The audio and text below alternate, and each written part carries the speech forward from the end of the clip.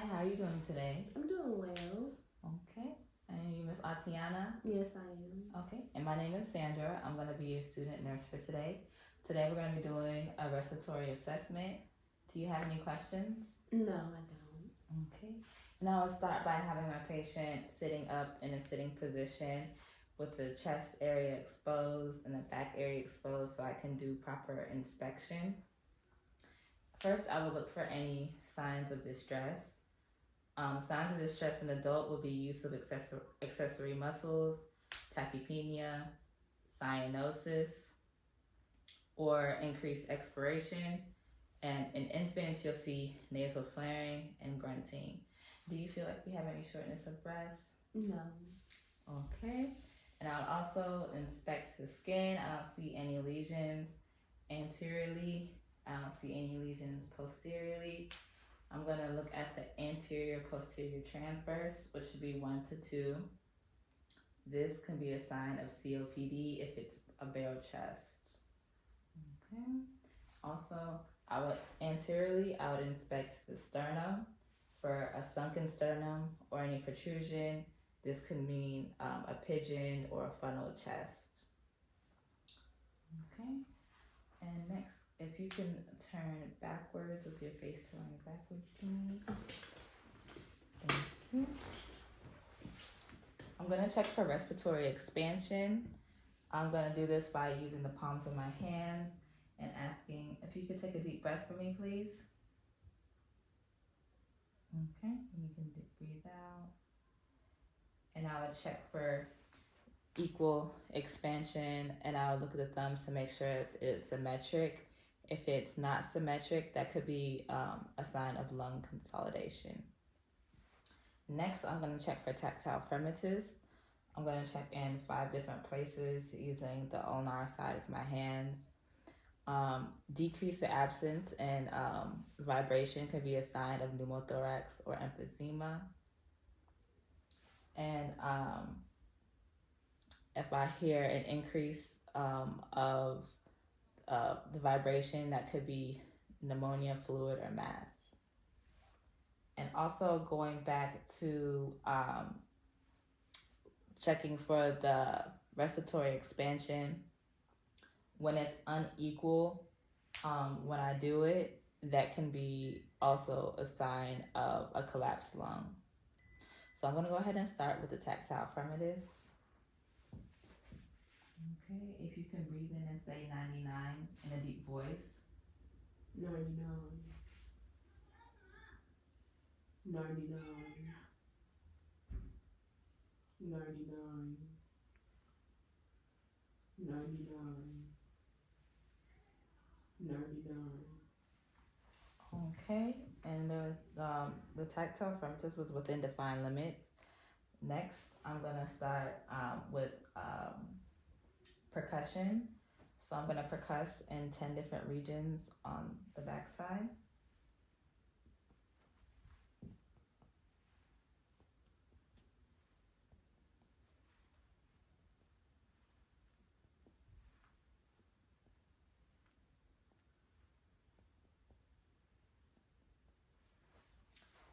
Okay, and if you hear any signs of hyperresonance, that can be a sign of hyperinflation.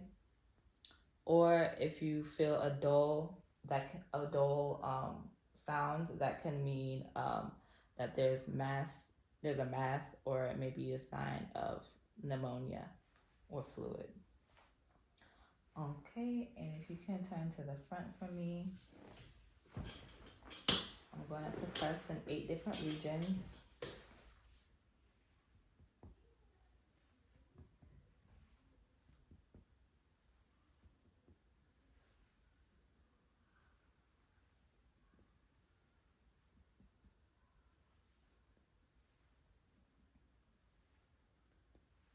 Okay, and I'm going to do it on the 4 lateral sides.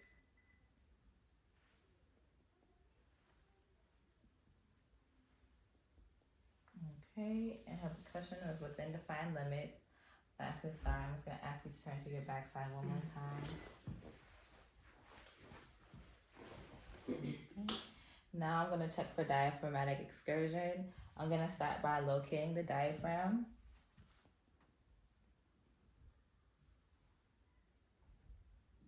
Okay, and if you could take a deep breath in for me, please.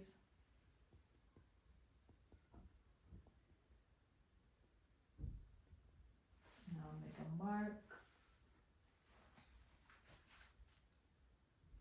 Okay, you can relax and catch your breath. All right. And if you could take a deep breath in for me and hold your exhaling. Okay.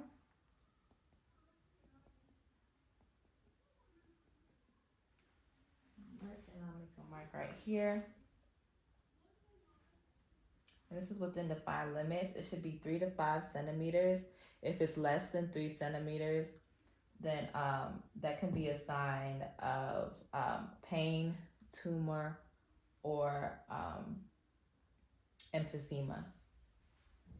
And I'll do the same thing on the other side. I'll locate the diaphragm. If you can take a deep breath for me and hold it. Okay.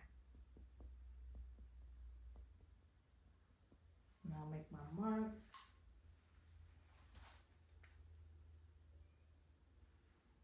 Okay. You can relax and catch your breath. And the right side may be higher than the left side due to the positioning of the liver. All right, if you can take a deep breath and hold your expiration.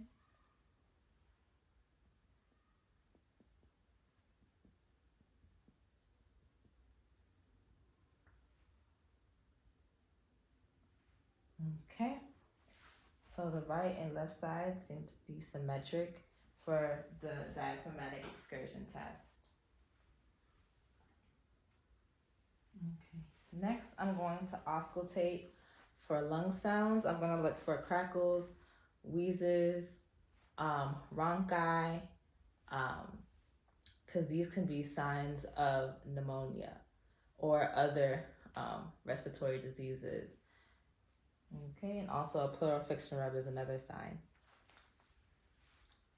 All right, I'm going to auscultate in 10 different places on the back. If you could take a deep breath for me, please.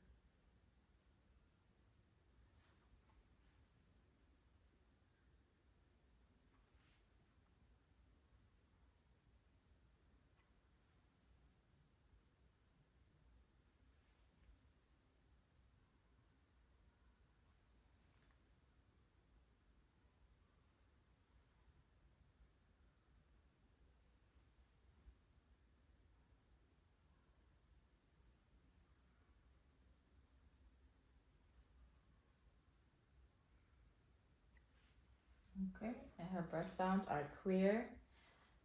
All right, I'm going to check the front. If you could turn back towards me again. Thank you. I'm going to listen in 8 different places. Okay, you can take a deep breath.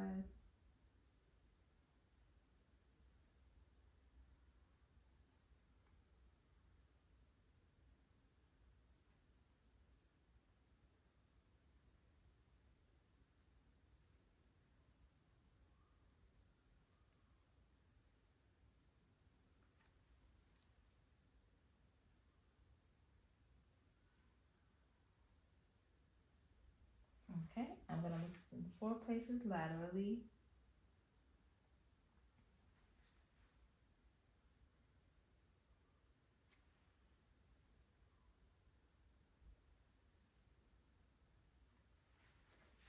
Okay, breath sounds are clear in the front as well. Okay, and I'm just going to have you turn around one more time, and I'm going to auscultate with different sounds. The first test, I'm going to do the egophony test, and I'll have you say E in each position. If you hear the E turn to an A, that can be a sign of lung consolidation.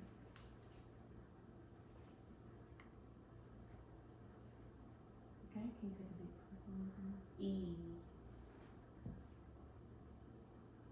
E,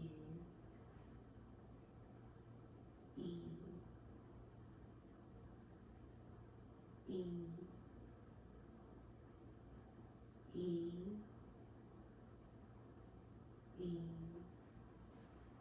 Okay, the E remained an E, so it's within defined limits. The next test I'm going to do is the whisper pelectory test. And with this test, I'm going to ask her to say 1, 2, 3 as she's whispering. And if it sounds like it's getting louder, that may be a sign of lung consolidation.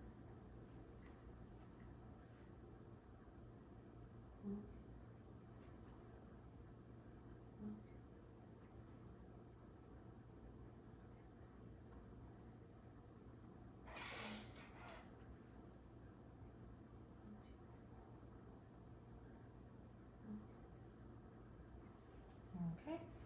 All right. That one's within defined limits as well. The last test is the bronchophony test. I'll have her say 99 in a normal voice each time. And this also is a sign of lung consolidation if I can hear the 99 clearly. Okay. 99, 99, 99, 99, 99, 99. Okay. And the bronchophony test was within defined limits. And that is the respiratory assessment. Mm-hmm.